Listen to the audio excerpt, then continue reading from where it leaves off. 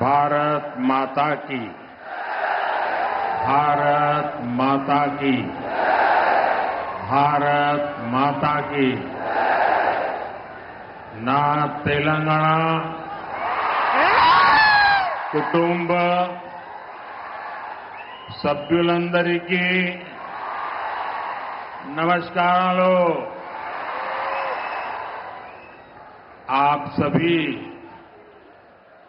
विकास के इस उत्सव में इतनी बड़ी संख्या में आए हैं।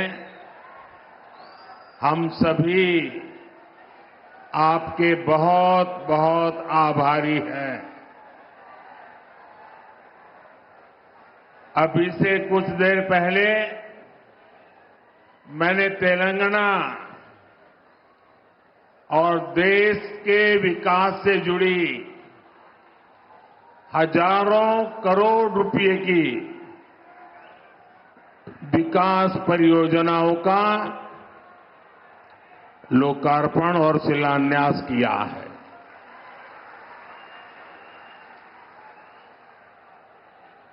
कुछ लोग आदत से मजबूर होते हैं,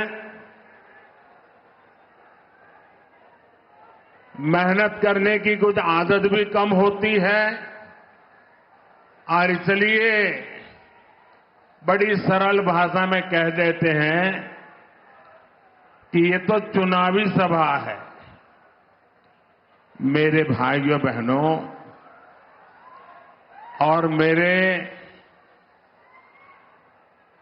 कुछ साथी जो भांति भांति का एनालिसिस करते हैं, जरा समझो ये चुनावी सभा नहीं है। चुनाव की तो अभी घोषणा भी नहीं हुई है। आज देश में विकास का जो उत्सव चल रहा है, उसमें मैं अपने तेलंगाना के भाइयों और बहनों के बीच ये विकास का उत्सव मनाने आया हूं। मेरी बात से आप सहमत हैं ना? सहमत हैं ना? इतनी बड़ी संख्या में माताएं बहनें आई हैं, आप सहमत हैं ना? मैं हिंदी बोलूंगा तो चलेगा ना? क्योंकि मैं तेलुगु में भाषण नहीं कर सकता हूं। लेकिन ये आपका प्यार है कि आप मेरी बात सुनना भी चाहते हैं, समझने का प्रयास भी करते हैं और फिर भी इतना प्यार देते हैं, इतना आशीर्वाद देते हैं। मैं आपका बहुत आभारी हूं। साथियों, बीजेपी की केंद्र सरकार किस स्पीड से और कितने बड़े स्केल से विकास उत्सव मना रही है, ये बताने के लिए मैं आपको और देश को, और ये जो बार बार चुनाव लिखते हैं ना, उनको खास मैं 15 दिन का हिसाब देता हूं। दे दूं आपको? मेरा 15 दिन का हिसाब दे दूं? देखिए 15 दिन में क्या क्या हुआ। 15 दिन में 2 IIT, 1 triple IT DM, 3 IIM और 1 Indian institute of skills IIS, इसके कैंपस का लोकार्पण हुआ। 15 दिन में देश के अलग अलग राज्यों में 5 एम्स का लोकार्पण हुआ। 15 दिन में किसानों के लिए दुनिया की सबसे बड़ी स्टोरेज स्कीम शुरू हुई। 15 दिन में 18,000 कोऑपरेटिव्स के कंप्यूटराइजेशन के काम पर पूरा होने का लोकार्पण हुआ। 15 दिन में सिंदरी में देश के बड़े खाद कारखाने का लोकार्पण हुआ। 15 दिन में भारत के सबसे लंबे केबल आधारित ब्रिज का लोकार्पण हुआ है। 15 दिन में रेलवे से जुड़ी 2000 से अधिक परियोजनाओं का शिलान्यास और लोकार्पण हुआ। 15 दिन में ही ऑयल और गैस सेक्टर से जुड़े 1.5 लाख करोड़ रुपए से ज्यादा के प्रोजेक्ट देश को मिले हैं। 15 दिन में ही केजी बेसिन में फर्स्ट ऑयल का लोकार्पण हुआ है। वहां से निकले कच्चे तेल के पहले टैंकर को हरी झंडी दिखाई है। 15 दिन में ग्लोबल टेक्सटाइल इवेंट का उद्घाटन हुआ है। 15 दिन के ये काम आत्मनिर्भर भारत से विकसित भारत के निर्माण को और सशक्त कर रहे हैं। अब बताइए, ये विकास का उत्सव है कि नहीं है? ये लोगों के कल्याण का उत्सव है कि नहीं है? ये लोगों की भलाई का उत्सव है कि नहीं है? अरे चुनाव तो जब आएगा तब देखा जाएगा। मुझे तो देश को आगे बढ़ाना है। मैं सही बोल रहा हूं ना?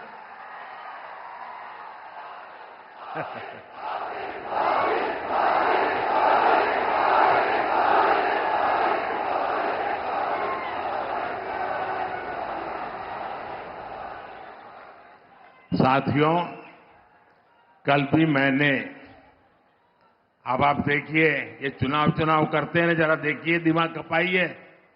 कल भी मैंने दिन भर सभी मंत्री और भारत सरकार के सभी वरिष्ठ सचिव अधिकारी, यानी एक प्रकार से टॉप टीम, करीब 125 लोग, पूरा दिन भर उनके साथ बैठा और क्या किया? चुनाव की चर्चा नहीं की। वहां मैंने विकसित भारत निर्माण के लिए एक्शन प्लान पर एक एक मुद्दे की बारीकी से चर्चा की। विकसित भारत के एक्शन प्लान पर देश भर में 15 लाख लोग अब तक अपने सुझाव दे चुके हैं। 3,75,000 से ज्यादा स्टेक होल्डर्स अब तक इसमें सक्रिय रूप से जुड़े हैं। विकसित भारत के विजन को लेकर करीब 3,000 मीटिंग हो चुकी है। 3,000 मीटिंग। देश को विकसित बनाने के लिए दिन रात काम, करीब 1200 यूनिवर्सिटीज ने इसमें हिस्सा लिया है। बड़ी बात यह है कि इनमें अब तक करीब 11 लाख युवाओं ने हिस्सा लिया है, अपने मौलिक सुझाव दिए हैं, जो हमारे युवा विकसित भारत के सबसे बड़े निर्माता और सबसे बड़े लाभार्थी, ये हमारी बहुत बड़ी ताकत है। राष्ट्र के विकास के लिए भाजपा का यही कमिटमेंट है, जिसके कारण तेलंगाना के भी लोग पूरे जोश से कह रहे हैं। तेलंगाना के गांव से आवाज आ रही है। नौजवान भी बोल रहा है, बुजुर्ग भी बोल रहे हैं, महिलाएं भी बोल रही हैं, शहर वाले भी बोल रहे हैं, किसान भी बोल रहा है, मजदूर भी बोल रहा है। अब की बार 400 पार, अब की बार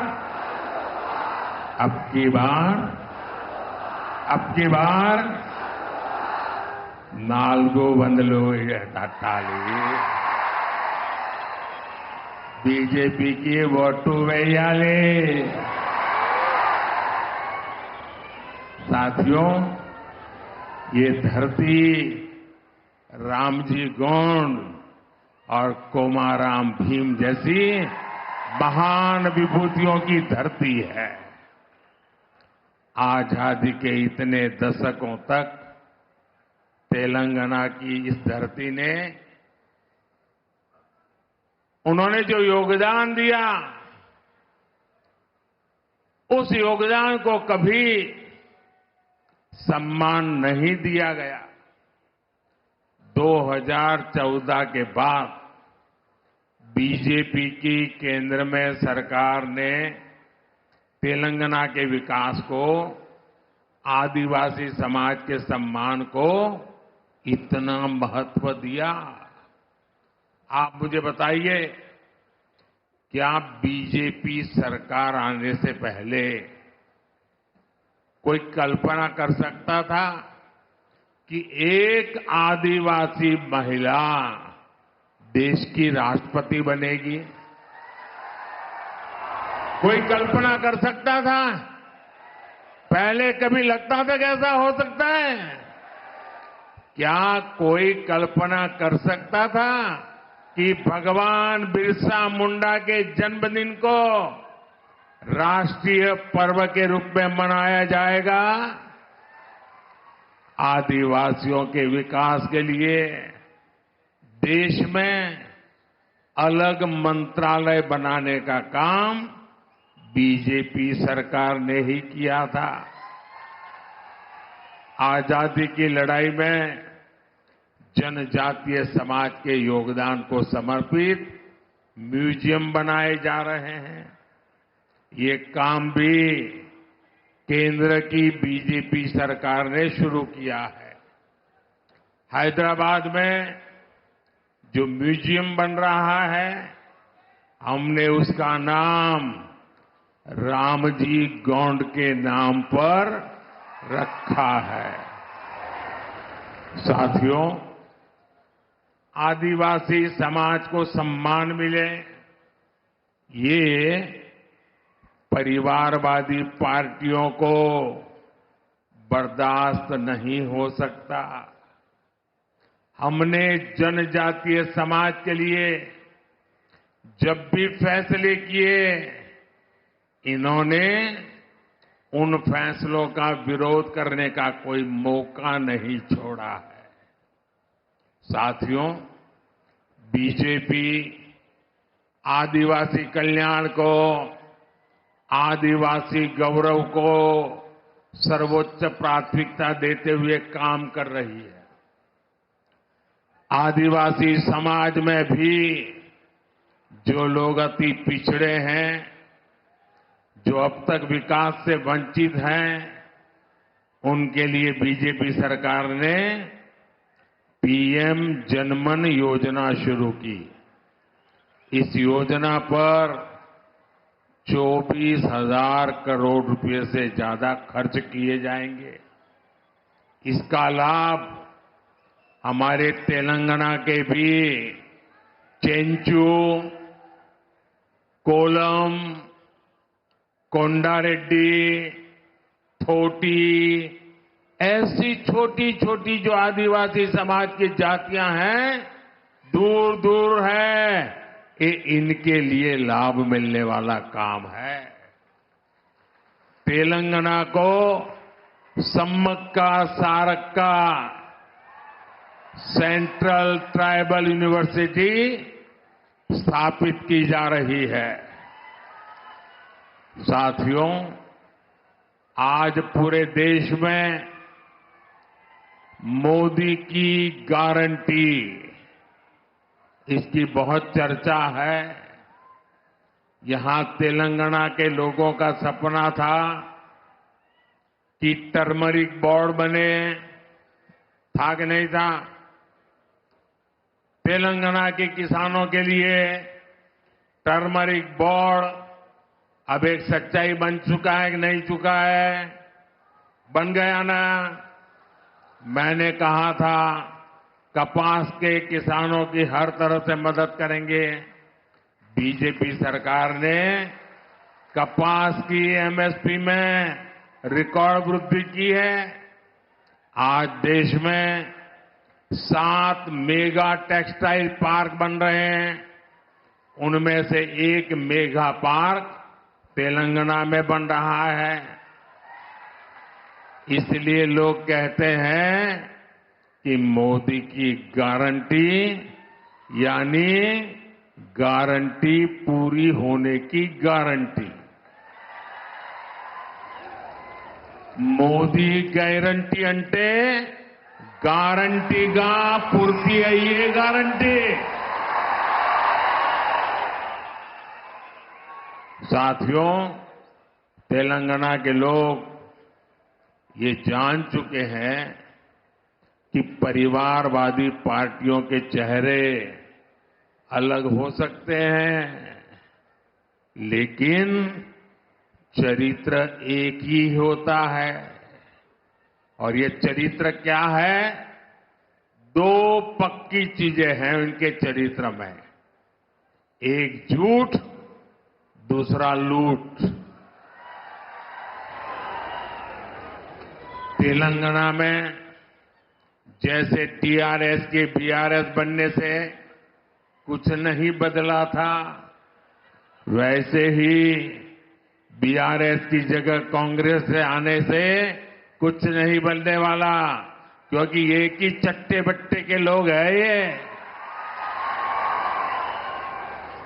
बीआरएस ने अपनी सरकार में कालेश्वरम प्रोजेक्ट जैसे घोटाले किए। कांग्रेस की सरकार उस पर कार्रवाई करने के बजाय फाइलों को दबाकर बैठ गई। तुम भी भले हम भी भले, तुमने खाया मैं खाऊंगा, यही करते हैं। साथियों, भ्रष्टाचार, परिवारवाद और तुष्टीकरण में आकंठ डूबे इंडी गठबंधन के नेता बौखलाते जा रहे हैं।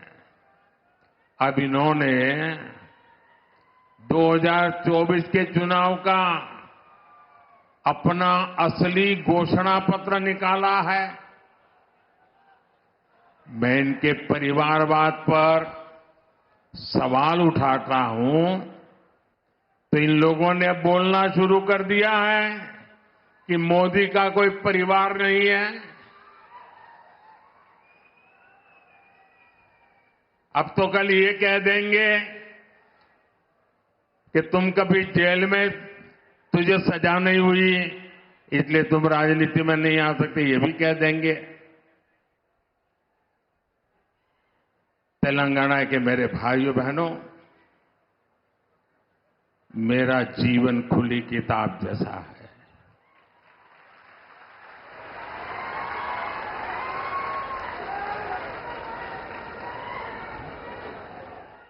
आप मुझे देशवासी भली भांति जानते हैं, समझते हैं। मेरी पल पल की खबर देश रखता है और कभी मैं रात देर तक जब काम करता हूं और खबर बाहर निकल जाती है तो देश से लाखों लोग मुझे लिखते हैं, बताते हैं कि इतना काम मत करिए, कुछ आराम करिए। ये प्यार भाइयों बहनों, एक सपना लेकर के बचपन में घर छोड़ा था और जब मैंने अपना घर छोड़ा एक सपना लेकर के चला था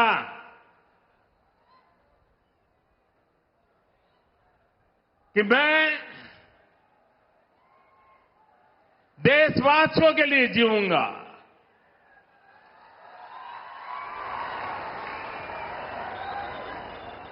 मेरा पल पल सिर्फ और सिर्फ आपके लिए होंगे। मेरा कोई निजी सपना नहीं होगा, आपके सपने, यही मेरा संकल्प होगा। और जिंदगी खपा दूंगा तो आपके सपनों को पूरा करने के लिए, आपके बच्चों के भविष्य को उज्जवल बनाने के लिए। और इसलिए देश के कोटि कोटि लोग मुझे अपना मानते हैं, अपने परिवार के सदस्य की तरह मुझे प्यार करते हैं। और इसलिए मैं कहता हूं 140 करोड़ देशवासी यही मेरा परिवार है। ये नौजवान यही मेरा परिवार है। आज देश की करोड़ों बेटियां, माताएं, बहनें यही मोदी का परिवार है। आज देश का हर गरीब ये मेरे परिवार है। आज देश के कोटि कोटि बच्चे, बुजुर्ग ये मोदी का परिवार है। जिसका कोई नहीं है वो भी मोदी के हैं और मोदी उनका है। मेरा भारत, मेरा परिवार, मेरा भारत, मेरा परिवार, यही भावनाओं का विस्तार लेकर के मैं सपनों को संकल्प के साथ सिद्ध करने के लिए आपके लिए जी रहा हूं, आपके लिए जूझ रहा हूं और आपके लिए जूझता रहूंगा।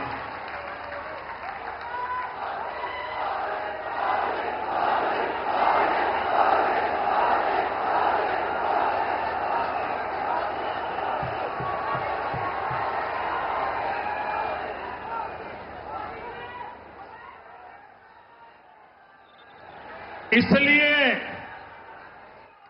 आज पूरा देश एक सुर में कह रहा है, मैं हूं मोदी का परिवार, मैं हूं मोदी का परिवार, मैंने मोदी कुटुंबम।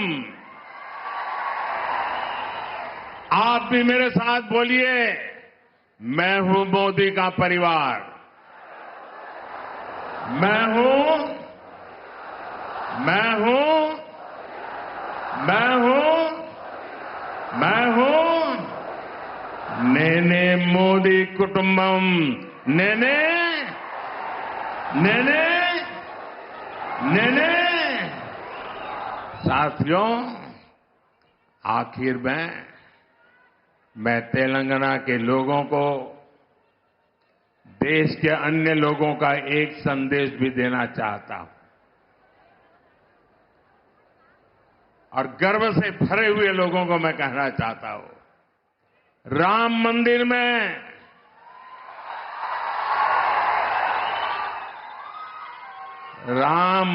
में सोने के दरवाजे हो या फिर मंदिर के स्तंभ, उनके निर्माण में तेलंगाना की भूमिका रही है और इसके लिए पूरा देश तेलंगाना के लोगों का आभार व्यक्त करता है। रामलला का आशीर्वाद पूरे तेलंगाना के लोगों पर है। हम विकसित भारत, विकसित तेलंगाना का लक्ष्य जरूर हासिल करेंगे। भाइयों बहनों, मैं आपसे यही आग्रह करता हूं कि 2047 25 साल हमारे पास है। इतनी मेहनत करनी है, इतनी मेहनत करनी है, देश को दुनिया के समृद्ध देशों की बराबरी में ला करके खड़ा रखना। हमारे मां बाप को तो मुसीबतों में जिंदगी गुजारनी पड़ी, लेकिन अपने बच्चों को मुसीबत में जीने के लिए मजबूर नहीं करेंगे। और इसलिए तेलंगाना, मुझे आपका आशीर्वाद चाहिए, मुझे आपका अपार प्रेम चाहिए। मैं आपका प्यार का भूखा हूं और एक सेवक के नाते आपको समर्पित हूं। मेरे साथ बोलिए, भारत माता की, दोनों मुट्ठी बंद करके पूरी ताकत से बोलिए, भारत माता की, भारत माता की, भारत माता की, भारत माता की। बहुत बहुत धन्यवाद।